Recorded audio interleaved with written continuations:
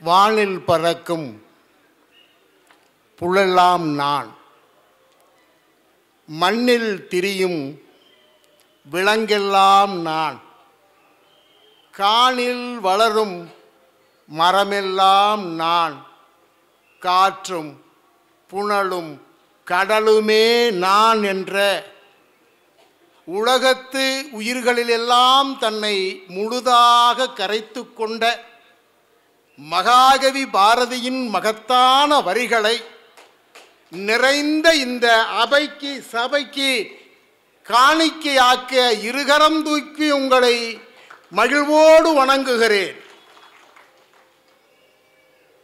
மனிதகுலத்தின் ஆகச்சிறந்த கண்டுபிடிப்பு மொழி என்கிறார்கள்.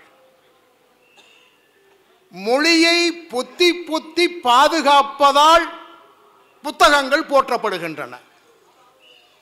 உலகில் எல்லா மொழிகளிலும் சேர்ந்து ஒரு ஆண்டுக்கு, உலகில் இருக்கிற எல்லா மொழிகளிலும் சேர்ந்து ஒரு ஆண்டுக்கு 13 கோடி புத்தகங்கள் அச்சாகி வெளிவருகின்றன.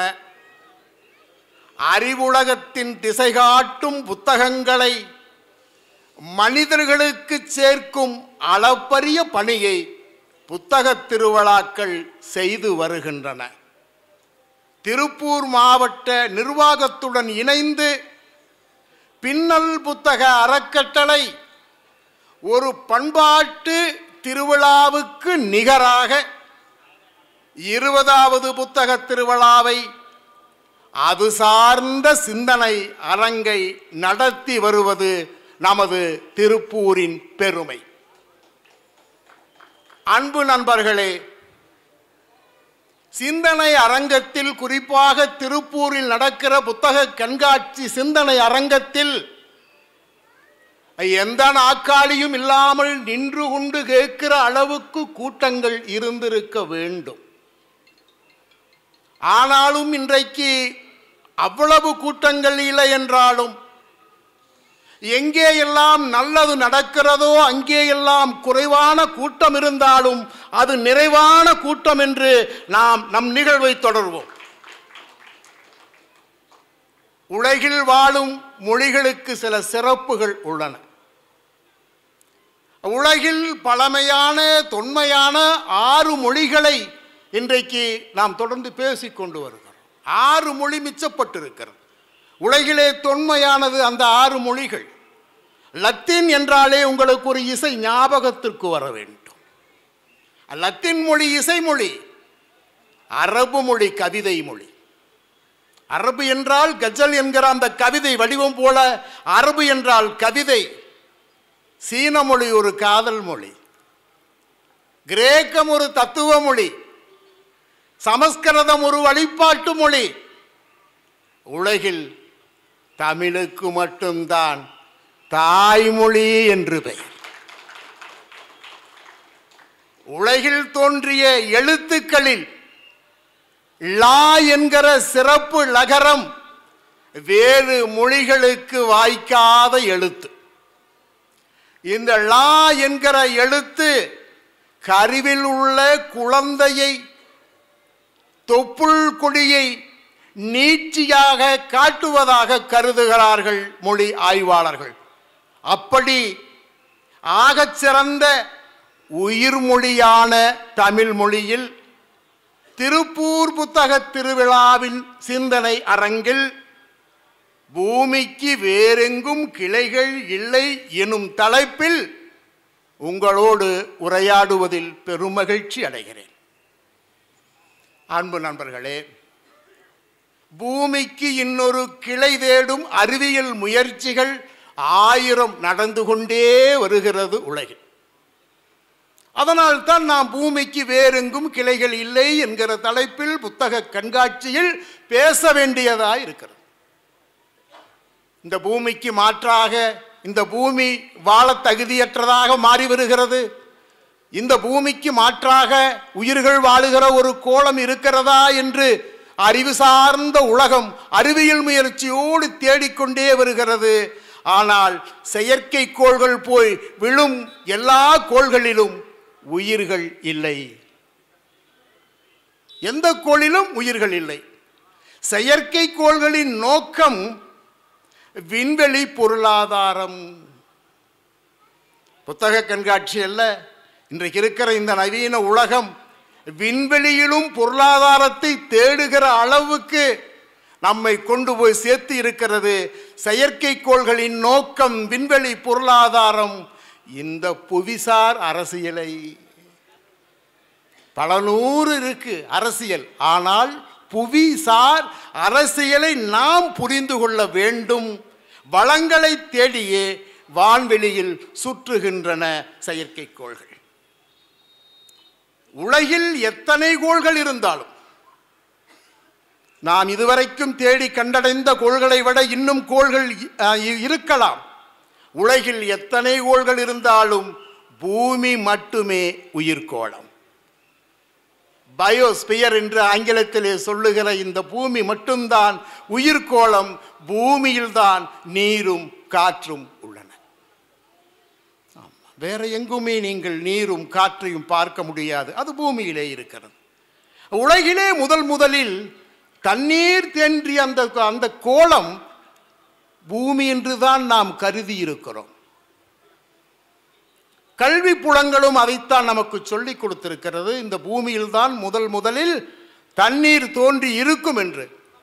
ஆனால் சமீபத்திய ஆய்வுகள் அதை மறுத்து ஒரு புதிய செய்தியை நமக்கு சொல்லி இருக்கிறது. நான் பேசுவதெல்லாம் இன்னும் சற்று நேரம் நீங்கள் உட்கார்ந்து கேட்கிறது. நான் பேசுகிற எல்லா செய்தியும் அண்மை காலத்தில் வெளியான அறிவியல் செய்திகளை மட்டும் பேசுவேன். என்னுடைய எல்லா உரைகளிலும் இன்னும் இந்த தொடர்ந்து நடக்கிற கொஞ்ச நேரம் நடக்கிற உரைகள் முழுக்க அண்மையில் வெளிவந்திருக்கிற செய்திகளாகவே இருக்கும். அப்படி அண்மையில் வெளிவந்திருக்கிற செய்தியில் இந்த உலகில் முதலில் தண்ணீர் தோன்றிய தேசம் செவ்வாய், பூமி அல்ல. அப்படி என்றால் செவ்வாயில் தண்ணீர் தோன்றி இருக்கிறது என்றால் அங்கு உயிர்கள் தோன்றி இருக்க வேண்டுமே. செவ்வாய் தேசத்தில் காற்று தோன்றி இருக்க வேண்டுமே என்று நீங்கள் கருதக்கூடும். ஆனால் செவ்வாயில் இறங்குகிற செயற்கைக்கோள்கள் சொல்கிறது ஒரு பெரிய கடல் இருந்ததுக்கான சுவடுகளும் அடையாளங்களும் செவ்வாயில் இருக்கின்றன. பல ஆறுகள் செவ்வாயில் ஓடி இருக்கிறக்கான எல்லா சுவடுகளையும் செவ்வாய் கோளம் வைத்திருக்கிறது. ஆனால் அங்கு தண்ணீர் இல்லை. வேடிக்கையாக சிலர் கேட்டார்கள், சரி சுத்தமா தண்ணீர் இல்லையாப்பா செவ்வாயில்?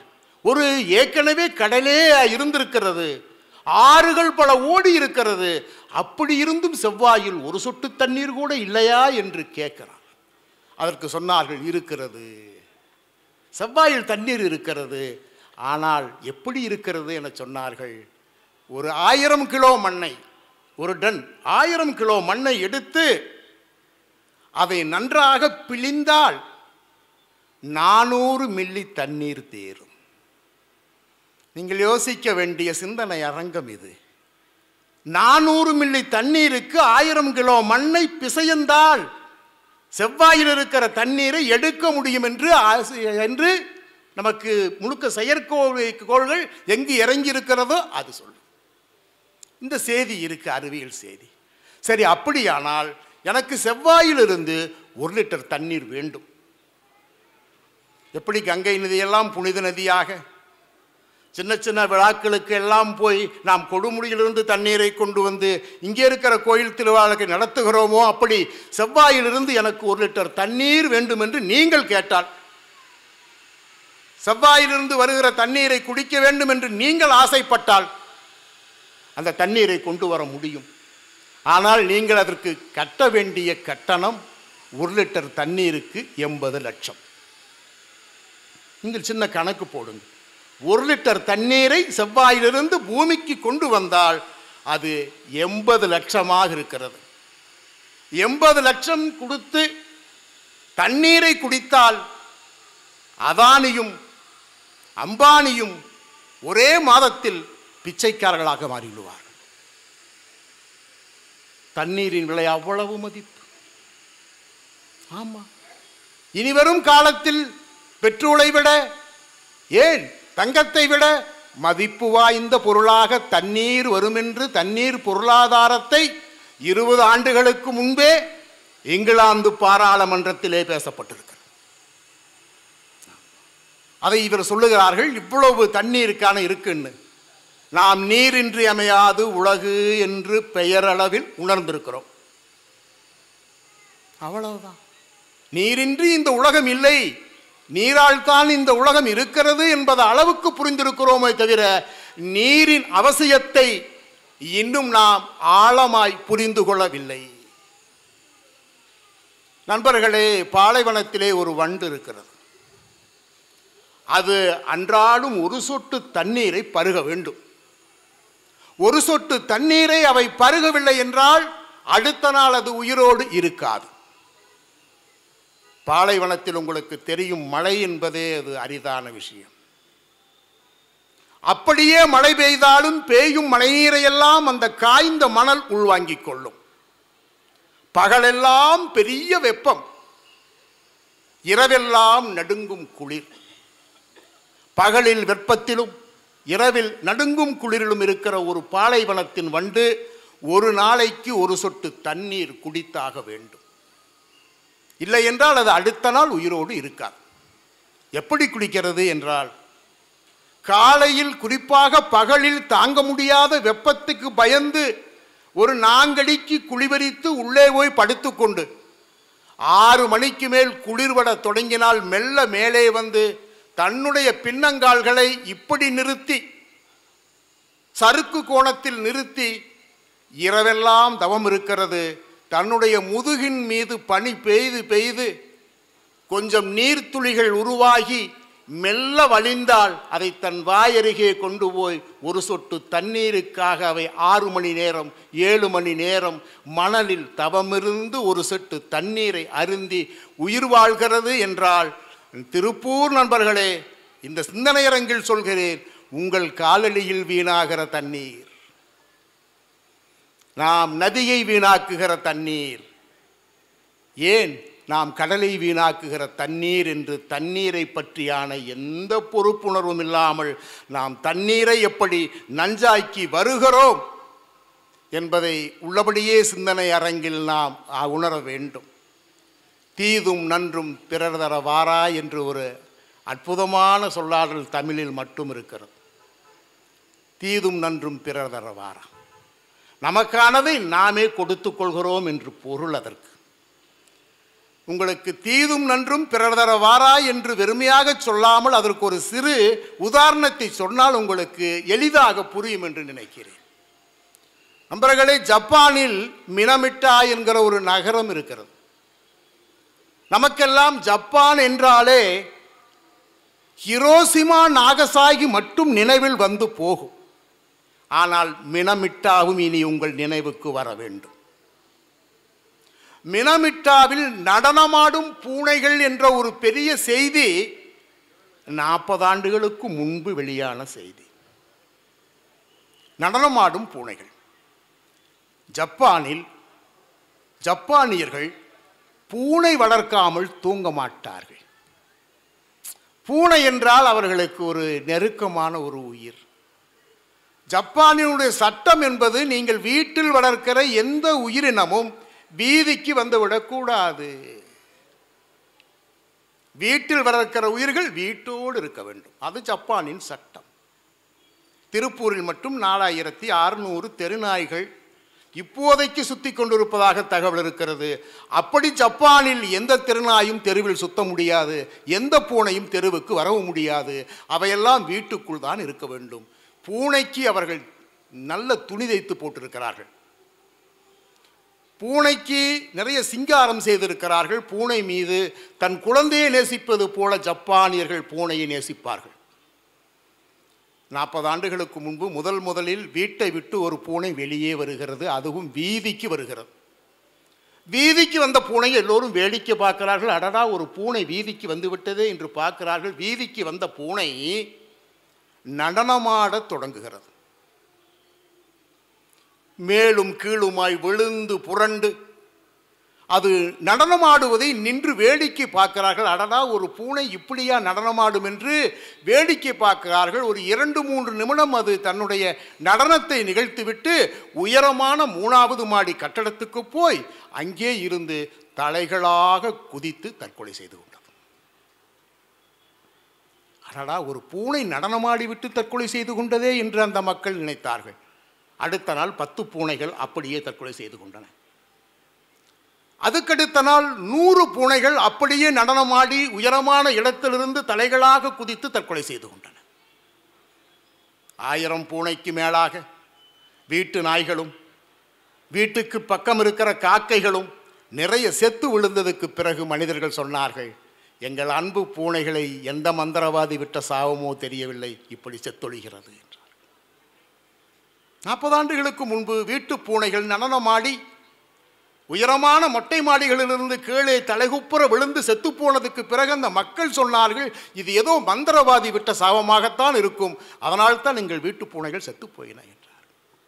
அறிவியலாளர்கள் கொஞ்சம் பேர் இருக்கிறார்கள், அதனால்தான் இந்த உலகம் கொஞ்சம் தப்பி பிழைத்திருக்கிறது. அறிவியலாளர்கள் அப்படி விட முடியாது. வீட்டு நாய்களும் பூனைகளும் காக்கைகளும் இப்படி கொத்து கொத்தாய் சாகிறது என்றால் ஏதோ ஒன்று இங்கே நிகழ்கிறது என நினைத்து கொண்டு செத்துப்போன 10 பூனைகளை தூக்கி வருகிறார்கள். செத்துப்போன 10 பூனைகளை தூக்கி வந்து உடல் கூராய்வு செய்கிறார்கள்.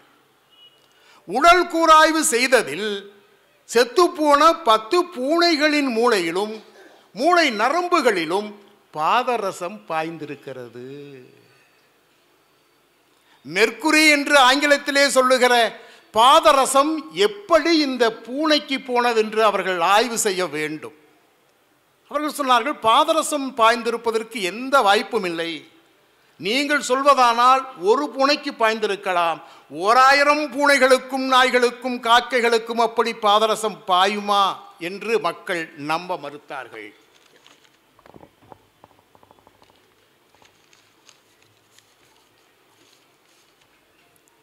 மீண்டும் அவர்களுக்கு வேலை வந்துவிட்டது. இந்த பாதரசம் எப்படி பாய்ந்திருக்கும் என்று ஆய்வு செய்த போது அது மீனின் வழியே வந்திருக்கிறது. மீனுக்கு எப்படி பாதரசம் போச்சு? தீதும் நன்றும் பிறர் தரவாரா, எல்லாம் நாமே கொடுத்துக் கொள்கிறோம். இப்போ மீனுக்கு பாதரசம் போனது எப்படின்னு ஆய்வு நடக்குது. பார்த்தா சத்தமே இல்லாமல் மினமிட்டா நகரில் இருக்கிற ஒரு நதிக்கின் ஓரத்தில் பாதரசத்தால் பயன்படுத்தப்படுகிற தொழிற்சாலை ஒன்று சத்தமில்லாமல் இயங்கி தன்னுடைய கழிவுகளையெல்லாம் அந்த ஆற்றிலே விட்டதின் விளைவாக ஆற்றின் வழியே போன கழிவுகள் நேராக கடலுக்கு போய் கடலில் இருக்கிற மீனுக்கு போய் மீன் அதை சாப்பிட்டிருக்கிறது. வாரம் தவறாமல் அதே கடலிலிருந்து வந்த மீன்கள் இந்த நகர் மினமிட்டா நகரினுடைய மீன் மார்க்கெட்டுக்கும் வருகிறது. ஞாயிற்றுக்கிழமைகளில் நல்ல மீனாக பார்த்து வாங்கி வந்து தலையை வாளை குடலையெல்லாம் செல்ல பூனைகளுக்கு தந்துவிட்டு செல்ல நாய்களுக்கு தந்துவிட்டு மீதமானால் காக்கைகளுக்கு வீசிவிட்டு நடுத்துண்டை தின்று மனிதன் தப்பித்து கொண்டான். நடுத்துண்டை தின்று தப்பித்து கொண்ட மனிதன் இந்த வாளை தலையை குடலை தின்ற அத்தனை உயிர்களையும் கொன்று தீர்த்தான். ஒரு பாதரச தொழிற்சாலையில் தான் இவ்வளவு நடந்திருக்கிறது என்று தெரிந்த பிறகு இன்னும் கூட பார்வையாளர்களுக்கு பாதரசத்தில் என்ன செய்தார்கள் அவர்கள்? ரொம்ப முக்கியமாக உலகெங்கும் தர்மாமீட்டர் என்று வெப்பமானி, உடம்புல காய்ச்சல் வந்துச்சுன்னா முன்னையெல்லாம் ஆஸ்பத்திரிக்கு போனீங்கன்னா ஒரு ஒரு கிட்டத்தட்ட கண்ணாடி குச்சியை இந்த வாயில் வைப்பான், எவ்வளவு டிகிரி காய்ச்சல் இருக்குன்னு பார்க்கறக்கு. இப்போ வைக்கிறானா இல்லையான்னு கூட சரியா எனக்கு தெரியல. ஆனால் சினிமாவில் வடிவேலு அதை ரொம்ப அழகாக செஞ்சுருப்பார். அப்படி படுத்து கிடப்பார். ஒரு நர்ஸு வந்து அவர் வாயில் இந்த தெர்மாமீட்டரை சொருகிட்டு போயிடும். வந்து பார்த்தா தெர்மாமீட்டர் இருக்காது. ஏயா வாயில் வச்சுன தெர்மாமீட்டர் எங்கேன்னு கேட்கு. அது தெர்மாமீட்டரா?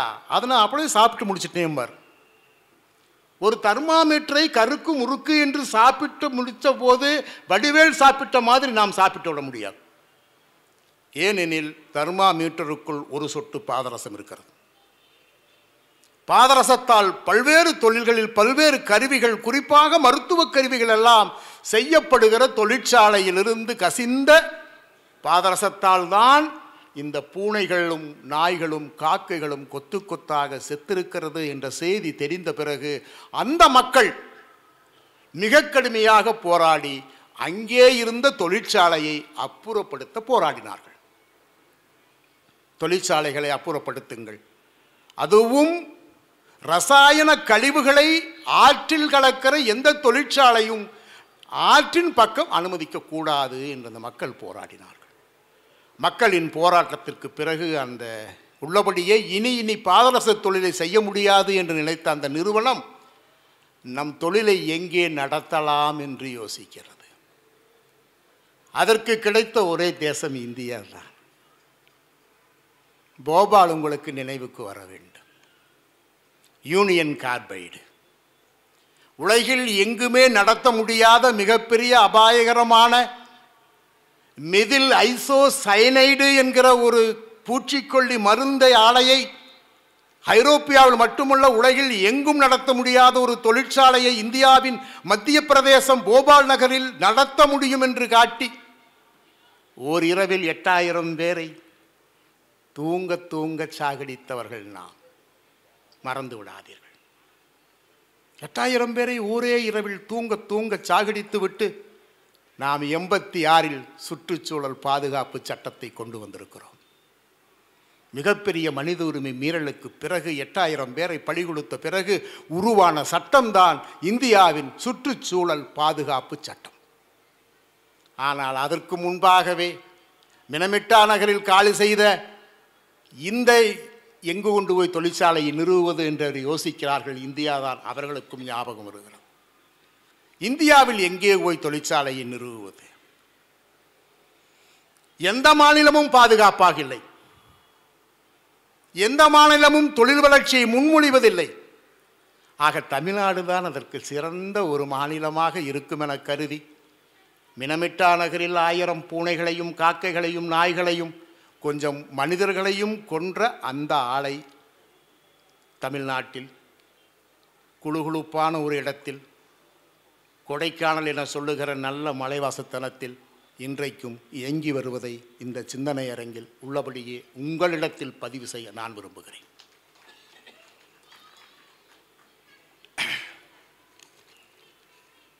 நான் வெறும் ஆறுகள் மட்டும் இப்படி நஞ்சாயிருச்சு அப்படி சொல்ல முடியல.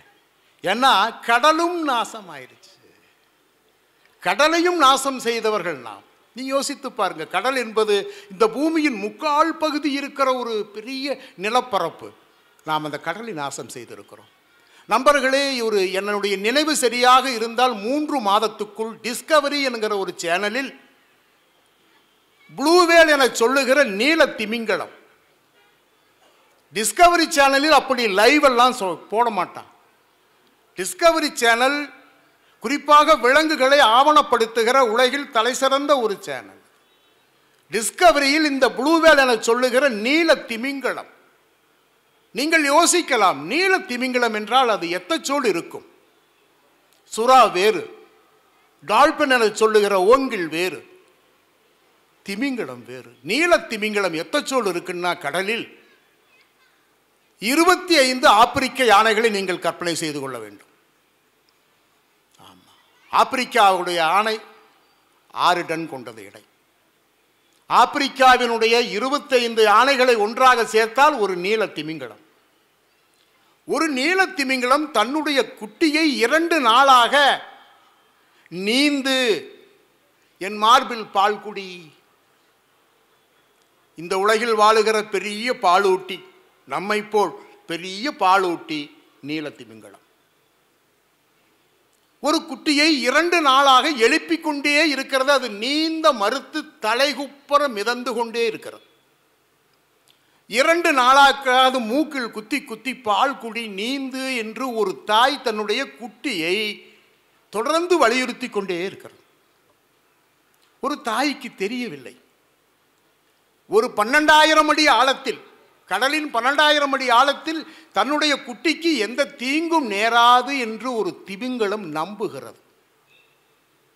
ஆனால் அது ஒரு பிளாஸ்டிக் என சொல்லுகிற நெகிழி மலைக்குள்ளே சிக்கிக்கொண்டது. ஒரு நீல திமிங்கலம் 12,000 அடிக்கு கீழே நாம் உருவாக்கி வைத்திருக்கிற பிளாஸ்டிக் மலை நெகிழியெல்லாம் இன்றைக்கு மழையாக கடலில் குவிந்திருப்பதை நீங்கள் டிஸ்கவரி சேனலில் என்றைக்காவது பாருங்கள். அதற்குள்ளே தலையை நீட்டி வெளியே வர முடியாமல் சிக்கி சின்னாபின்னமாய் ஒரு குட்டி இறந்து விட்டது. தெரியாமல் அது 2 நாட்களாக எழுப்பிக் கொண்டிருப்பதை தொடர்ந்து பார்க்க சகிக்காமல் நான் பிறகு பார்க்கவில்லை. இந்த செய்தியை நான் ஒரு பள்ளிக்கூடத்தில் பேசிக்கொண்டிருந்தேன். கடலில் இப்படி ஒரு நீல திமிங்கலத்தினுடைய குட்டி நாம் போட்டிருக்கிற பிளாஸ்டிக்கால் செத்து போச்சுங்கிற செய்தியை பள்ளிக்கூடத்திலே பேசுகிற போது அவர்கள் 4, 5 படிக்கிற சின்ன குழந்தைகள் சொன்னார்கள், ஐயா, நாம் அந்த உள்ளே போய் கடலில் இருக்கிற எல்லா பிளாஸ்டிக் குப்பையும் எடுத்து தரையில் போட்டு விடலாம். குழந்தைகளுக்கு இருக்கிற அக்கறை உள்ளபடியே பெரியவருக்கு வந்திருந்தால் இந்த பூமி தப்பித்திருக்கும். அதான் அவர்கள் வாழுகிற பூமி. நாம் கடலில் போய் எடுத்து அதையெல்லாம் தரையிலே போட்டு விடலாம் என்று இந்த 5, 4 படிக்கிற 8 வயது 9 வயது குழந்தைகள் ஆசைப்படுகிறார்கள். என்னிடத்திலே அவர்கள் சொல்லுவார்கள், ஐயா, நீங்கள் எந்த வேலையும் செய்ய வேண்டாம், சும்மா கரையில் வந்து உட்கார்ந்துக்க, நாங்கள் பார்த்துக்கிறோங்கிறான். நான் குழந்தையிடத்திலே மிகுந்த கவலையோடு சொன்னேன், அப்படி தரையில் தூக்கி போடுவோமானால் இந்த பூமிக்கு 4 அடிக்கு நாம் போட்ட பிளாஸ்டிக் மேலே வந்துவிடும். இப்போது கடலில் இருக்கிற பிளாஸ்டிக் குப்பைகளின் எண்ணிக்கை 80 லட்சம் டன் பில்லியன். உங்களால் கணக்கு போட முடியாது. 25 ஆண்டு காலம், 1/4 நூற்றாண்டில் நாம் கடலுக்கு செலுத்தி இருக்கிற பெரிய துயரம் பிளாஸ்டிக் மழை என்பதை குழந்தைகளுக்கு நான் எப்படி சொல்வேன்? நண்பர்களே, நம் குழந்தைகள் கேட்கிறார்கள். ஒரு அப்புச்சியை கேட்பதை போல், அப்பாரை கேட்பதை போல் அந்த குழந்தைகள் கேட்கிற கேள்விக்கு என்னால் சரியாக பதில் சொல்ல முடியாமல் குற்ற உணர்வில் நான் குறுகி போயிருக்கிற தருணம் கொஞ்சமும் நஞ்சமல்ல. ஒரு குழந்தை கேட்டால் அது எப்போது மக்கும் ஐயா? நாமெல்லாம் கேட்காத கேள்வி. நாம் போட்ட பிளாஸ்டிக் எப்போது மக்கும் என்று நாம் கேட்டதில்லை. மஞ்சப்பையில் தூக்கிவிட்டாலே பிளாஸ்டிக் ஒழியும் என்று நம்புகிறவர்கள் நாம். எப்போது மக்கும் என்று கேட்கிறார்கள் குழந்தைகள். நான் குழந்தைகளுக்கு அதை சின்ன கதையாக சொன்னேன். டைட்டானிக் கப்பல் தெரியுமான்னு. ஓ, தெரியுங்கிறான். டைட்டானிக் கப்பலை குழந்தைகள் தெரிந்து வைத்திருக்கிறார்கள். அந்த டைட்டானிக் கப்பல் மிகச்சரியாக 106 ஆண்டுகளுக்கு முன்பு 3000 உல்லாச பயணிகளை ஓட்டி கொண்டு போகிற போது கடலுக்குள்ளே மூழ்கிய ஒரு பெரிய கப்பல். உலகிலே நடந்திருக்கிற 3000 மக்களை உள்ளபடியே கடலுக்குள்ளேயே ஜலசமாதி ஆக்கிய டைட்டானிக் கப்பல் பற்றி அவர்கள் நம் குழந்தைகள் தெரிந்து வைத்திருக்கிறார்கள். இப்போது சுற்றுலா போகிறார்கள். அங்கே டைட்டானிக் கப்பலை பார்ப்பதற்கான சுற்றுலா தொடங்கி இருக்கிறது. நீங்கள் டைட்டானிக் கப்பலை பார்க்க வேண்டும். 2 மாதத்துக்கு முன்பு 5 பேர் தான் போக முடியும். அந்த நீர்மூழ்கி கப்பலில் 5 பேர் போக முடியும். போன 5 பேரும் நீருக்குள் மூழ்கி போன செய்தியும் நம்ம வந்துச்சு. ஆனாலும் அந்த நிறுவனம், சுற்றுலா நடத்துகிற நிறுவனம் சொல்கிறது, இதெல்லாம் சாதாரண விபத்துக்கெல்லாம் பயந்து கொள்ள வேண்டாம். நீங்கள் டைட்டானிக் கப்பலை பார்க்க வேண்டுமானால், ஏனெனில் இன்னும் 50 ஆண்டுகளில் ஒரு டைட்டானிக் கப்பல் கடலுக்குள் விழுந்து அது விழுந்த சுவடே தெரியாமல் மக்கி மறைந்து போகலாம். 50 ஆண்டுகளில் மறைந்து போகும். மறைந்து போவதற்குள் நீங்கள் அந்த டைட்டானிக் கப்பலை பார்த்து விடுங்கள். நீங்கள் பார்க்க விரும்பினால் உடனடியாக இதுக்கு 12 கோடி ரூபாயை முன்பணமாக தாருங்கள். 12 கோடி ரூபாயை முன்பணமாக கொடுத்து நீங்கள் டைட்டானிக் கப்பலை போய் தரிசிக்க வேண்டும். 50 ஆண்டுகளில் டைட்டானிக் கப்பல் இருந்த இடம் தெரியாமல் போகும். ஆனால் நாம் மழை போல் குவித்திருக்கிற நெகிழி எந்த ஆண்டு மக்கும்? 100 ஆண்டு, 200 ஆண்டு, 1000 ஆண்டு, 10,000 ஆண்டு, எந்த ஆண்டும் சொல்ல முடியாத மக்காத மிகப்பெரிய குப்பையை கடலுக்கு சேர்த்து கொண்டே வருகிறோம் என சொல்லும்போதுதான் பூமிக்கு வேறெங்கும் கிளைகள் இல்லை, இருக்கும் பூமியை பாதுகாக்க வேண்டும் என்கிற சிந்தனை அரங்கில் என்னை போன்றவர்கள் பதிவு செய்ய வேண்டிய சிக்கலில் இருக்கிறோம். இயற்கைக்கு நாம் என்ன தருகிறோமோ அதனை 100 மடங்கு திருப்பி தரும். பொது உடைமை அதுவும் பொது உடைமை சிந்தனையாளி ஃப்ரெடரிக் எங்கெல்ஸ் என்பவர் சொல்லுவார், இயற்கையை நீ ஒரு முறை சோதிக்க விரும்பினால் இயற்கை உன்னை 100 முறை பழி வாங்கிவிடும் என்பார். அது ஒரு பெரிய எச்சரிக்கை தான் நமக்கு. ஆனால் அந்த எச்சரிக்கையை நாம் கொஞ்சம் கூட கேட்பதில்லை. கடலில் தான் பிளாஸ்டிக்கை விடுங்கய்யா. சிந்தனை அரங்கிலே எப்போதும் சுற்றுச்சூழல் பேசுகிறவர்கள் கொஞ்சம் பயமான விஷயத்தைத்தான் பேசுவார்கள் என்று எங்களுக்கு ஒரு கெட்ட பெயர் இருக்கிறது. நாங்கள் அறிவியலும் உண்மையும் பேச வேண்டியதாக இருக்கிறது. கடல் தானே கெட்டுப்போச்சு விடுங்கன்னு போன மாதம் நம்ம தமிழ்நாட்டில் இருக்கிற நீர்நிலைகளுடைய லட்சணத்தை எல்லாம் பார்க்கலாம். நீர்நிலைகள் எந்த அளவுக்கு இருக்கிறது, அவையெல்லாம் மனிதர்கள் குடிக்கும் அளவுக்கு, மனிதர்கள் புழங்கும் அளவுக்கு தகுதியோடு இருக்கிறதா என்று பார்ப்பதற்காக சென்னையில் செம்பரம்பாக்கம் ஏரியில் 1 லிட்டர் தண்ணீரை முதலில் எடுத்து சோதனை செய்தால் 160 மில்லி கிராம் பிளாஸ்டிக் நுண்துகள் அதில் இருக்கிறது. நண்பர்களில் சென்னையில் இருக்கிற எல்லா குளங்களிலும் ஏரிகளிலும் பிளாஸ்டிக் நுண்துகள் நிரம்பி வழிவதை நாம் டிவியில் செய்திகளாய் பார்த்தோம். அதற்காக திருப்பூரில் இருக்கிற குளங்களோ அல்லது கோயமுத்தூரில் இருக்கிற குளங்களோ ஏன் பவானி நதியோ காவேரியோ நல்லதென்று நீங்கள் கருத வேண்டாம். எல்லா நதி நீரும் குடிப்பதற்கு தகுதியற்ற மாதிரி மாறி வருகிறது. கங்கை நதியை பற்றி சொல்லுவார்கள். கங்கை நதி இன்னும் 5 ஆண்டுகளில் வேளாண் துறைக்கு கூட பயன்படாத அளவுக்கு அது நஞ்சாகிவிடும். நமக்கு ரொம்ப கவலையான செய்தி தான். ஒவ்வொரு செய்தியும் படிக்கிற போது கவலையாக இருக்கிறது. கங்கை என்பது இந்தியாவின் ஒரு பெரும் நதி. இந்தியாவின் 60 கோடி மக்களின் நீர் ஆதாரம். 60 கோடி மக்களின் நீராதாரமாக இருக்கிற கங்கை நதியே விவசாயத்துக்கே பயன்படாதென்றால் ஒரு பெரிய நதியை நாம் எவ்வளவு நாசமாக்கி இருக்கிறோம் என்பதை உணர்வதற்கான தருணம் இதுதான் என்பதை நான் உங்களுக்கு உள்ளபடியே சொல்லிக்கொள்ள விரும்புகிறேன். சரி, பரவாயில்ல, பிளாஸ்டிக் இந்த அளவுக்கு பண்ணிருச்சா? ஆம் நண்பர்களே, பண்ணுமாயா? எளிமையா சொல்லுங்க. கொஞ்சம் கேட்க கஷ்டமாக இருக்குன்னு கூட நீங்கள் நினைக்கலாம். இன்றைக்கி செருப்புகள் கூட பிளாஸ்டிக்கு தான். செருப்புகள் தேஞ்சு போகிறத நீங்கள் பார்க்கலாம். ஒரு வருஷத்தில் அல்லது 1.25 வருஷத்தில் ஒரு செருப்பு வைத்திருந்தால் அது தேய்ந்து போகும். தேய்ந்து போன செருப்பு அதனுடைய பாகம் எங்கே போயிருக்கிறது என்றால் தடத்தில் தான் போயிருக்கும். தடத்தில் தான் நாம் நடக்கிறோம். தடத்தில் தேய்ந்து போன அந்த பிளாஸ்டிக் நுண்துகள் மழை வந்தால் சாக்கடைக்கும், சாக்கடையிலிருந்து ஆற்றுக்கும், ஆற்றிலிருந்து கடலுக்கும் அல்லது நீர்நிலைக்கும் போயிருக்கிறது என்பதை எளிமையாகவே நீங்கள் புரிந்து கொள்ளலாம். எல்லாவற்றுக்கும் மேலாக நான் ஒரு பேருண்மையை சொல்லி உள்ளபடியே இந்த அரங்கினுடைய சிந்தனை கருத்தரங்கை முடித்து கொள்ளலாம் என்று கருதுகிறேன். என்ன இன்னைக்கு இருக்கிற சிக்கல், அதுவும் நெகிழி என சொல்லுகிற பிளாஸ்டிக் ஏற்படுத்தி இருக்கிற சிக்கல் என்னன்னா, ஒரு 6 மாதத்துக்கு முன்பு கோயமுத்தூரில் படித்து ஒரு பெண் இத்தாலியில் ரோம் நகரில் ஒரு பெரிய நிறுவகத்தில் ஒரு ஆளுமையாக இருக்கிறார். கோயமுத்தூரில் படிக்கிற பெண்கள், திருப்பூர் ஈரோட்டில் படிக்கிற பெண்கள், இன்றைக்கு பெண்கள், குறிப்பாக பெண் குழந்தைகள் நல்ல படிப்புகளை படித்து உலகத்தில் தலைசிறந்த இடங்களில், தலைசிறந்த நகரங்களில் ஒரு ஆளுமையாக வேலை செய்வதை பார்க்கிற போது நமக்கு மகிழ்ச்சியாக இருக்கிறது.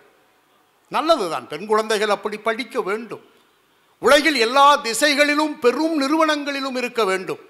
அப்படி கோயமுத்தூரில் நல்ல முறையில் படித்து இத்தாலியில் ரோம் நகரில் ஒரு பெரிய வேலையில் இருக்கிற பெண் அங்கேயே ஒருவரை தன் சொந்த ஜாதியிலே பார்த்து காதலித்து திருமணம் செய்து கொண்டதால் ரோம் நகரில் வசிக்கிறார்கள். 4 வருடத்தில் அந்த பெண் குழந்தைக்கு உள்ளபடியே கருவு கூடலை. கல்யாணம் முடிச்சு 4 வருஷம் எந்த குழந்தையும் இல்லை. நம்ம ஆளு கோயமுத்தூர்லேருந்து தூங்க மாட்டேங்கிறான். ஏதாவது விசேஷமா ஏதாவது விசேஷமா என்று தொடர்ந்து கேட்டுக்கொண்டே இருக்கிறார்கள். அவள் 4 வருடம் கழித்து சொன்னாள், அம்மா ஒரு மகிழ்ச்சியான செய்தி என்றார். என்ன? நான் 2 மாதம் கர்ப்பமாக இருக்கிறேன். கோயம்புத்தூர் பெண் கர்ப்பமாக இருக்கிற ஒரு செய்தியை இத்தாலியிலிருந்து நமக்கு வாட்ஸ்அப் காலின் மூலம் சொல்லுகிற போது அவள் முகத்தில் வழிகிற அந்த புன்னகைக்கு மீறி நம் முகத்திலும் மகிழ்ச்சியும் புன்னகையும் வழிகிறது. உடனடியாக நாங்கள் வரட்டுமான்னு, வர வேண்டாம். ஏன் வர வேண்டாம் அப்படின்னு, இந்தியாவில்தான், அதுவும் குறிப்பாக தமிழ்நாட்டில்தான் கர்ப்பிணிகளை ஒரு நோயாளியாக பார்க்கிறார்கள். நீங்கள் சிந்தனை அரங்கிலே புரிந்து கொள்ள வேண்டும். நாம் கர்ப்பிணியை நோயாளியை போல் சொல்லி தடுப்பூசியில் தொடங்கி சுகப்பிரசவம் ஆகாமல் சிசேரியன் வரை கொண்டு சேர்த்துவதில் நாம் பெரும் முயற்சி எடுத்துக்கொண்டிருக்கிறோம். ஆனால் இத்தாலி போன்றிருக்கிற சின்ன நாடுகளில், ஐரோப்பிய கண்டம் முழுதும் ஒரு கர்ப்பமான பெண்ணை தாய்மையின் குறியீடாய் கொண்டாடுகிறார்கள். அவளுக்கு தனியாக பள்ளிகள் இருக்கிறது, புத்தகங்கள் இருக்கிறது. ஒரு கர்ப்பிணி படிக்க வேண்டிய புத்தகங்கள். ஒவ்வொரு மாதமும் அவள் என்ன சாப்பிட வேண்டும், என்ன மாதிரியான உடற்பயிற்சி செய்ய வேண்டும், குழந்தை எப்படியெல்லாம் வளரும் என்று ஒரு தாய் வெகுந்த மகிழ்ச்சியோடு விளையாடிக்கொண்டே ஒரு சுகமான பிரசவத்தில் ஒரு குழந்தையை பெற்றெடுக்கிற வாய்ப்பு இத்தாலியில் இருப்பதால் நீங்கள் உங்கள் உதவி தேவையில்லை, எனக்கு இங்கு நிறைய பேர் இருக்கிறார்கள், குழந்தை பிறந்ததும் சொல்லி அனுப்புகிறேன் என்கிறார். நம்ம மறுபடியும் சும்மா இருக்க மாட்டோம். 5 மாதம் ஆயிடுச்சு வயிற்றுல, எதுக்கு ஒரு ஸ்கேன் பண்ணிப்பாரு, என்ன ஸ்கேன் பண்ணா அங்கெல்லாம் சொல்லிடுவான், இது ஆனா பெண்ணா என்று சொல்லிவிடுவான். இங்கே சொன்னால் அது சட்டப்படி குற்றம். இங்கே பெரும்பாலும் பெண் குழந்தை இருந்தால் அதை கொண்டு விடுகிற போக்கெல்லாம் ஒரு காலத்தில் இருந்தது. இப்போது ஒரு குழந்தையே கிடைக்காமல் 20 லட்சம் ரூபாய் கொண்டு கட்டி கருக்கூட்டல் நிலையங்களில் காத்திருக்கிற கொடுமை நமக்கு இருக்கிறது இப்போ. ஆனால் அப்போ இல்லை. அதனால் அந்த சட்டம் உள்ளபடியே கருவில் இருக்கிற குழந்தை ஆனா பெண்ணா என்று சொல்வது இந்தியாவின் சட்டப்படி குற்றம். ஆனால் அங்கே சொல்லிடுவோம். ஒருவேளை தெரிந்து கொள்ளலாம் என்று நினைத்தார்களோ என்னவோ தெரியாது. 5 மாதத்தில் ஸ்கேன் செய்து பார்க்குற போது ஸ்கேன் ரிப்போர்ட் வருது, இந்த பெண்ணின் கருவில் இருக்கிற குழந்தையின் உடலில் மரபியல் சார்ந்த விஷயங்களுக்கு அப்பால் செயற்கையான ஏதோ ஒரு பொருள் உடலில் இருப்பதாக ஸ்கேன் காட்டுகிறது. அறிவியல் கருவிகள் பொய் சொல்லாது. ஆனால் டாக்டருக்கு புரியவில்லை.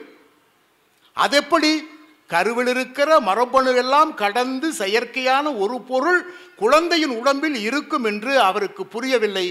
எதற்கும் தெளிவாக தெரிந்து கொண்டு பிறகு சொல்லலாம் என்று சில மருந்து மாத்திரைகளை கொடுத்து அடுத்த மாதம் வாங்கன்னு அனுப்பிட்டான். அடுத்த மாதம் அந்த பொண்ணுவை ஸ்கேன் பண்ணுறேன். இப்போ ஸ்கேன் ரிப்போர்ட் தெளிவாக வருது. ஆமாம், ஸ்கேன் ரிப்போர்ட் இப்போ தெளிவாக இருக்குது. என்ன தெளிவாக இருக்குன்னா, உங்கள் கருவில் வளர்கிற குழந்தை பெண் குழந்தை. ஆனால் அந்த பெண் குழந்தையின் தொப்புள் கொடியை சுற்றி நெகிழினுடைய நுண்துகள்கள் சேர்ந்து ஒரு புற்றுநோயை உருவாக்கிவிட்டது. இது கோயம்புத்தூருக்கு வருகிற ஒரு துயரமான செய்தி தான். அது கோயம்புத்தூருக்கு வருகிற துயரமான செய்தி அல்ல, உலகத்துக்கு வந்திருக்கிற துயரமான செய்தியாய் நான் கருதுகிறேன். ஆமா, 6 மாதம் தன்னுடைய தாயின் கருவில் இருக்கிற குழந்தை மிகுந்த பாதுகாப்போடு ஒரு தாயின் வயிற்றில் இருக்கும் என்று நாம் கருதுகிறோம். ஆனால் ஒரு தாயின் வயிற்றில் இன்னும் இந்த பூமிக்கு வருவதற்கு 4 மாதங்கள் பாக்கி இருக்கிற நிலையில் அதற்கு புற்றுநோய் வந்திருப்பதாக மருத்துவர்கள் சொன்னபோது நம் பெண் கதறி போனாள். நான் என்ன பிளாஸ்டிக் திங்கிறவளா? பாதாமும் பிஸ்தாவும் என்கிற அளவுக்கு சத்தான உடம்புகளும் நிறைய புத்தகங்களும் நிறைய பயிற்சிகளும் செய்திருக்கிறேனே, எப்படி என் குழந்தையினுடைய தொப்புள் கொடியை சுற்றி நெகிழித்துகள்கள் வரும், என் குழந்தைக்கு எப்படி கருவில் புற்றுநோய் உருவாகும் என்று அவள் டாக்டரின் சட்டையை பிடித்து உடுக்குகிறாள்.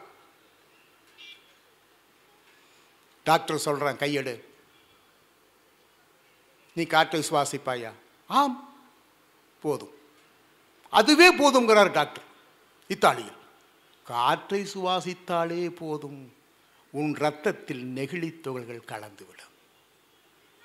உலகில் இப்போது காற்றை சுவாசிப்பவர்கள் நீரில் நிலத்தில் தேங்கியிருக்கிற நுண்துகள்கள் காற்றின் வழியே உள்ளே போய் இந்தியா மட்டுமல்ல உலகில் இருக்கிற எல்லா மனிதர்களின் இரத்தத்திலும் 5% பிளாஸ்டிக் என்கிற நெகிழி நுண்துகள் இருப்பதை இத்தாலியில் 3 ஆண்டுகளுக்கு முன்பு மருத்துவ ரீதியாக அறிக்கை சொல்லியிருக்கார். நண்பர்களே, இது சிந்தனை அரங்கத்தில் சூழலியலை பற்றியான, எதிர்காலத்தில் நல்வாழ்வை பற்றியான கருத்தரங்கு. இந்த காலத்தை போல் இரத்த உறவு நோய் எந்த காலத்திலும் வந்ததில்லை. இளவயது மரணங்கள் 1,000. குறிப்பாக மணிமாறன் பேசுகிற போது இப்போ எல்லோருக்கும் சர்க்கரை இருக்கிறது என்ற 2 பேர் சந்தித்து கொண்டாலே சர்க்கரையின் அளவை பேசிக்கொள்ளுகிற அளவுக்கு மட்டுமல்ல, திடீர் மாரடைப்புகள், நுரையீரல் அலர்ச்சி, இரத்த உறைவு என்று புது புது நோய்கள் வருவதற்கு நம்மை சுற்றி இருக்கிற சூழலை நாம் நாசப்படுத்தி விட்டோம் என்று பொருள். நாம் நாசப்படுத்தியது நிலத்தை, நீரை நாசப்படுத்தி இருக்கிறோம், காற்றையும் நாசப்படுத்தி இருக்கிறோம் என்பதற்கு ஒரு பெரிய காரணம் அந்த பொண்தான். அவள் கதறிய கதறில் எனக்கென்ன வருத்தம் என்றால், எந்த பாவமும் செய்யாத, இன்னும் பூமிக்கு வருகிற 4 மாதம் பாக்கி இருக்கிற ஒரு உயிரை கூட கொள்ளுகிறோமே என்கிற அளவுக்கு நாம் போயிருக்கிறோமே. இது எந்த நாகரீகம்? இது எந்த வகையில் மனிதகுல வளர்ச்சி என்று எனக்கு நானே கேள்வி கேட்டு பார்க்கிறேன். இது தவறான வளர்ச்சியாகவே எனக்கு படுகிறது. அதனால்தான் இது நாம் தொடர்ந்து பேசிக்கொண்டிருக்கிறோம். நான் முடியும் தருவாயில் இருக்கிறேன், இந்த பேச்சை முடிக்கும் தருவாய்க்கு வந்திருக்கிறேன். இந்த உலகம் நெய்தல் நிலத்தை இழந்து கொண்டே வருவது குறித்து நாம் எந்த கவலையும் படவில்லை. தூத்துக்குடியில், ராமநாதபுரத்திலும், ராமேஸ்வரத்துக்கும் பக்கம் இருக்கிற மன்னார் வளைகுடா என சொல்லுகிற இந்த கடல் சார்பில் இருக்கிற அற்புதமான சூழல் உலகத்தில் வேறெங்கும் இல்லாத ஒரு நல்ல சூழல். மன்னார் வளைகுடா சூழலில் இருக்கிற 3 தீவுகளை நாம் இழந்த செய்திகளை எந்த ஊடகமும் நமக்கு சொல்லவில்லை. நம் தீவுகள் கொஞ்சம் கொஞ்சமாய் கடலில் மூழ்கி கொண்டிருக்கின்றன. நாம் தீவை மூழ்வது சொல்லாமல் இருக்கிற போது, போன ஆண்டு ஒரு மாநாடு நடந்தது. அதுவும் கிளாஸ்கோ நகர் என்கிற ஒரு நகரிலே ஒரு மாநாடு நடந்தது. அந்த மாநாட்டுக்கு உலகில் இருக்கிற 249 நாடுகளைச் சேர்ந்திருக்கிற பிரதமர்களும் அதிபர்களும் கலந்து கொண்டார்கள். இந்தியாவிலிருந்து மோடியும் கலந்து கொண்டார். அந்த மாநாட்டிலிருந்து ஒருவர் வரவில்லை மாநாட்டுக்கு. அந்த நாட்டுக்கு பேர் தூவாளுன்னு ஒரு நாடு. நீங்களெல்லாம் இன்றைக்கு செல்லில் அப்படி சார்ஜ் பண்ணி தூவாளு வந்துடும். தூவாளு அதிபர் வராமல் ஒரு பெண் டிரைவரை தருகிறார். நடைபெறுகிற மாபெரும் கிளாஸ்கோ மாநாட்டில் என்னால் கலந்து கொள்ள இயலவில்லை. ஆனாலும் வந்திருக்கிற பிரதிநிதி மக்களிடத்திலே ஒரு வேண்டுகோளை நான் வைக்க வேண்டியிருக்கிறது. ஆகவே மாநாடு தொடங்குவதற்கு முன்பு வந்திருக்கிற எல்லா பிரதிநிதிகளுக்கும் என்னுடைய வாழ்த்தை சொல்வதோடு எங்களுடைய மிக முக்கியமான செய்தியும் நான் வந்திருக்கிற பிரதிநிதிகளோடு பகிர்ந்து கொள்ள வேண்டும். ஆக இந்த பெண் டிரைவரை மாநாட்டின் துவக்கத்தில் எல்லோருக்கும் காட்டுங்கள் என்றார். உள்ளபடியே கிளாஸ்கோ மாநாடு தொடங்கியதும் தூவாளு அதிபர் கொடுத்திருக்கிற அந்த பெண் டிரைவரை ஒரு அகண்ட திரையில் போட்டு காட்டுகிறார்கள்.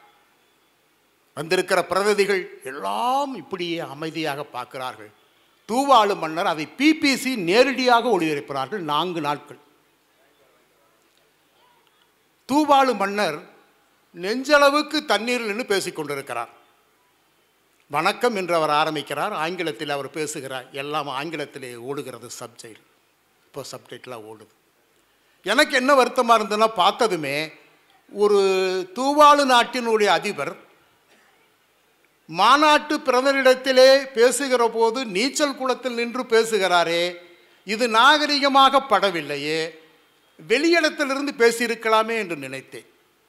ஆனால் அவர் அடுத்து சொன்னார், என் மனைவி ஒரு செடி பைத்தியம். அதான் ரொம்ப முக்கியமான வார்த்தை. என் மனைவிக்கு பூச்செடிகள் என்றால் அவ்வளவு பிரியம். பூச்செடி என்றால் அவ்வளவு பிரியம். இதோ இங்கு அவள் நட்டு வைத்த பூச்செடியின் எண்ணிக்கை என்னால் இப்போது சொல்ல முடியாது. என் குழந்தைகள் பறவைகளின் மீதும் சின்ன சின்ன விலங்குகளின் மீதும் பேரன்பு கொண்டவர்கள். அவர்கள் வளர்த்த ஆசையாசையை வளர்த்த எந்த விலங்குகளும் பறவைகளும் இப்போது உங்களிடத்திலே காட்ட முடியாது. என் நாட்டில் 85 விழுக்காட்டு மனிதர்கள் வேறு இடம் தேடி சூழல் அகதிகளாக வேறு நாட்டுக்கு போயிருக்கிறார்கள். என் நாடு 85% மூழ்கிவிட்டது. ஆகவே அன்பு நண்பர்களே, உங்கள் நாட்டில் என் நாட்டு மக்கள் வந்தால் அவர்களை சூழல் அகதிகளாக ஏற்றுக்கொள்ளுங்கள் என்று ஒரு தூவாளு நாட்டு அதிபர் ஒரு வேண்டுகோள் வைக்கிறார் என்றால் நாம் நெய்தல் நிலத்தை பற்றி இனி யோசிக்க தொடங்க வேண்டும். பனிநிலம் தன்னுடைய இயல்பை 30 விழுக்காடு இழந்துவிட்டது. நாம் பனிநிலத்தை பற்றி எந்த கவலையும் படாமல் பழைய கதைகளையெல்லாம் புராணங்களையெல்லாம் பேசி பேசி எதிர்வருகிற பேராபத்தை கொஞ்சமும் உணராமல் எந்த பொறுப்பும் இல்லாமல் நாம் நம் நாட்களை கடந்து கொண்டே இருக்கிறோம். பனிநிலத்தில் வாழுகிற பறவை பெங்குவின் கதையை சொன்னால் உள்ளபடியே பனிநிலத்தினுடைய ஒரு இன்னைக்கு இருக்கிற துயரம் உங்களுக்கு வந்து சேரும். இது சிந்தனை அரங்கம் என்பதால் நான் உள்ளபடியே மிக தைரியமாக கூடியிருக்கிற கொஞ்சம் பேர் இருந்தாலும் எந்த கவலையும் படாமல் என்னுடைய உண்மையான கருத்தை, நேர்மையான கருத்தை இந்த அவையில் உள்ளபடியே பதிவு செய்ய விரும்புகிறேன். பெங்குவின் பறவைக்கு ஒரு காலத்தில் நீண்ட சிறகுகள் இருந்தன. ஆனால் அவையெல்லாம் கடலுக்குள் மூழ்கி மீன்பிடித்து சாப்பிட வேண்டும் என்கிற நிலை வருகிற போது அந்த 2 பெரிய சிறகுகளை சுருக்கி சுருக்கி படிநிலை வளர்ச்சியில் துடுப்புகளாக மாற்றிக்கொண்ட பறவைக்கு பெயர் பெங்குவின். அது இந்தியாவின் பறவை அல்ல, பனிநிலத்திலே இருக்கிற பறவை. பனிநிலத்திலே இருக்கிற அந்த பறவை ஆண்டுக்கு ஒரு முறை ஒரு குஞ்சை மட்டும் பெற்றெடுத்து இந்த பூவுலகுக்கு தருவது இயற்கையின் நியதி.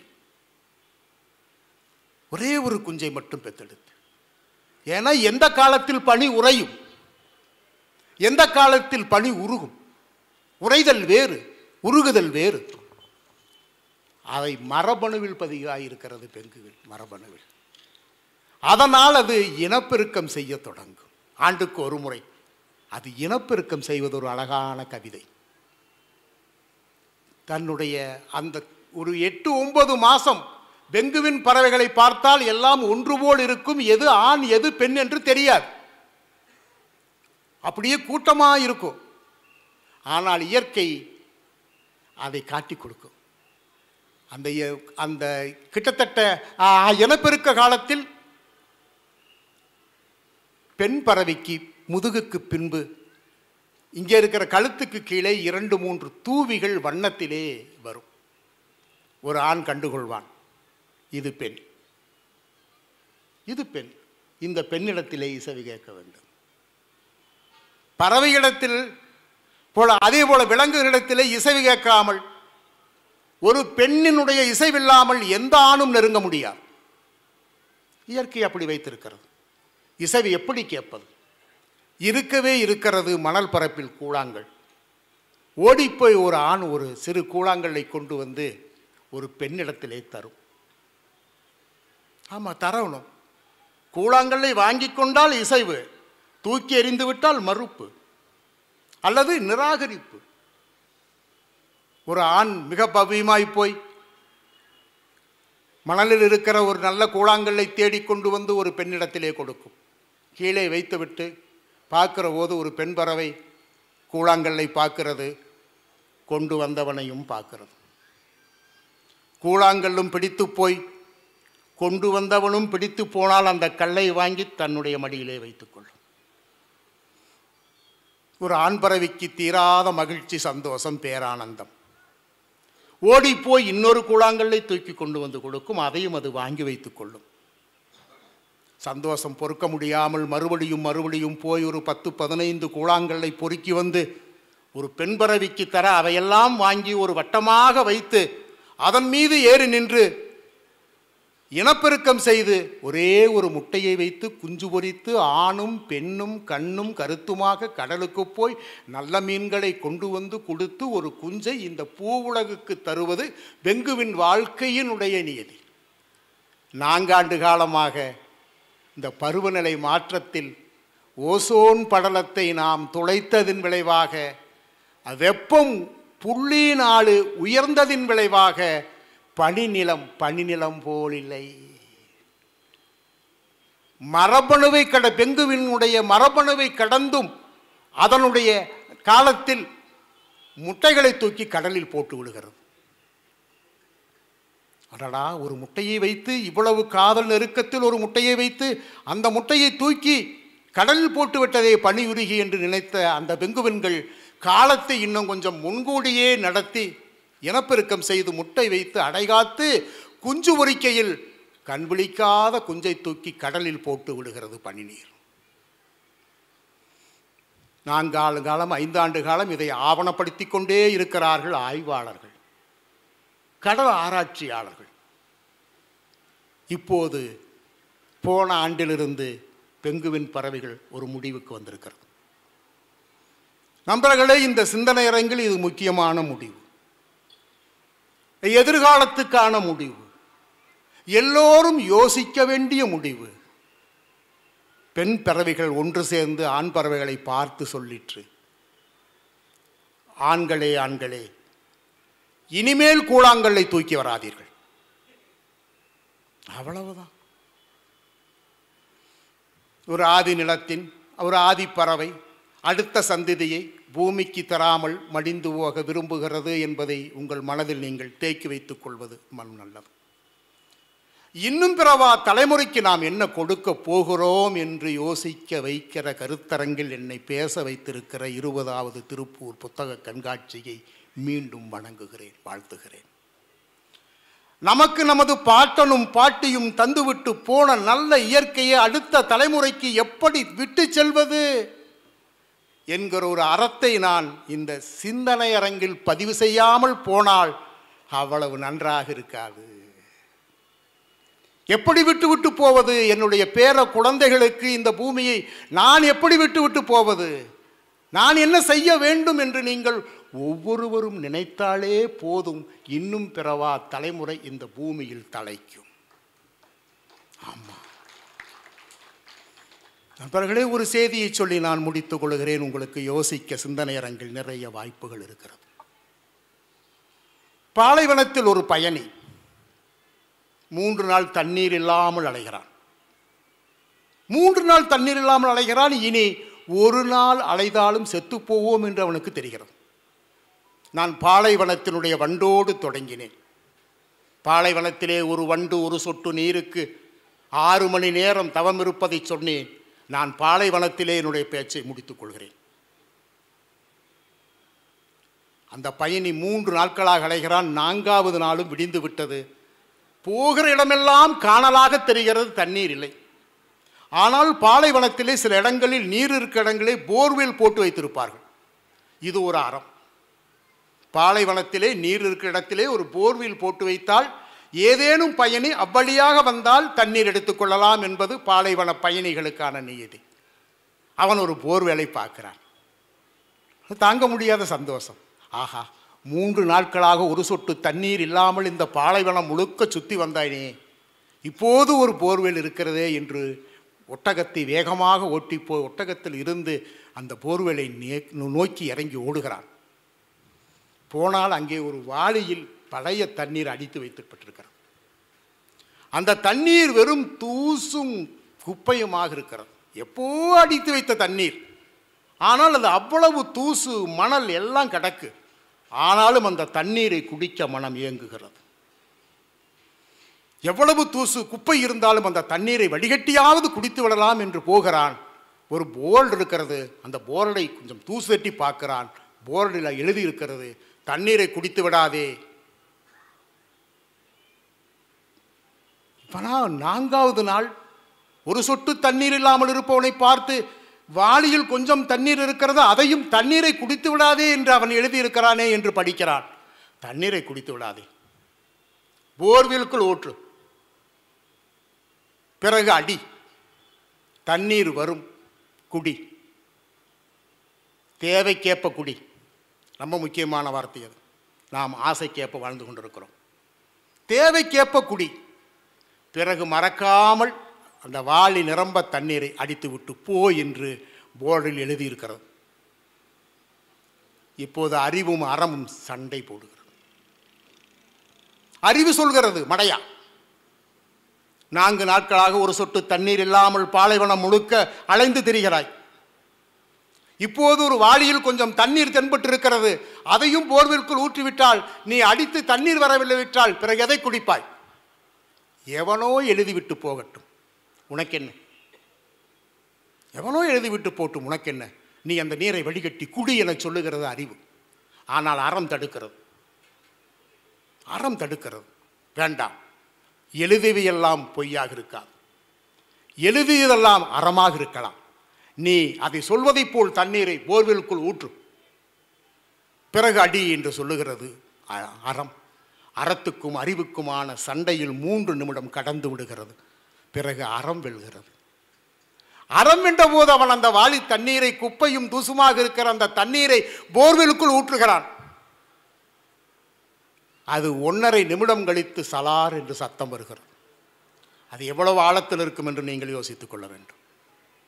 அவ்வளவு ஆழத்துக்குள் கிடக்கிறது தண்ணீர். இவன் அடிக்கிறான், 1 நிமிடம் அடிக்கிறான், தண்ணீர் வரவில்லை. 2 நிமிடம் அடிக்கிறான், தண்ணீர் வரவில்லை. ஐயோ, அறிவு சொன்னதை கேட்டிருந்தால் தண்ணீர் குடித்திருக்கலாமே. அறம் சொன்னதை கேட்டு இருக்கும் தண்ணீரையும் இழந்து விட்டேனே என்று நினைக்கிறான். ஆனாலும் முயற்சியை விடாமல் 3 நிமிடம் விடாமல் அடிக்கிறான். 1 சொட்டு தண்ணீர் கசிகிறது நண்பர்களே, போர்வெலிலிருந்து 1 சொட்டு தண்ணீர் கசிவதை பார்த்து உற்சாகம் பீரிட அடிக்கிறான். தண்ணீர் பீரிட்டு வழிகிறது போரில். அந்த வாளி நிறைய தண்ணீரை அடித்து அப்படியே குடிக்கிறான். வயிறு முட்ட தனக்கு தேவையான அளவு தண்ணீரை குடித்துவிட்டு குடுவையில் கொண்டு வந்த குடுவையிலெல்லாம் நீரை நிரப்பிவிட்டு ஒட்டகத்துக்கும் தண்ணீர் காட்டிவிட்டு போகிற போது மறக்காமல் 1 வாளி தண்ணீரை அடித்து வைத்துவிட்டு அந்த போர்டை நன்றாக துடைத்து அந்த போர்டையும் வைத்துவிட்டு நகர்ந்து போகிற ஒரு பாலைவன பயணியின் பொறுப்பு உங்களுக்கு வருமேயானால், அறம் சார்ந்த புத்தகங்கள் 1000 புத்தகங்கள் உள்ளே இருக்கிறதே, அந்த புத்தகத்தின் ஒரு அறம்தான் அடுத்த தலைமுறைக்கு நாம் வளங்களை விட்டு செல்வது. ஆக நீங்கள் பூமியின் வளத்தை விட்டு செல்லுங்கள் என்று இந்த சிந்தனை அரங்கில் 20வது புத்தக கண்காட்சியில் திசையட்டும் பேசி முடித்துவிட்டு சொந்த ஊரில் சொந்த வீட்டில் பேசுகிற வாய்ப்பை தந்ததுக்கு நன்றி கூறி முடிக்கிறேன். நன்றி, வணக்கம். கனத்தை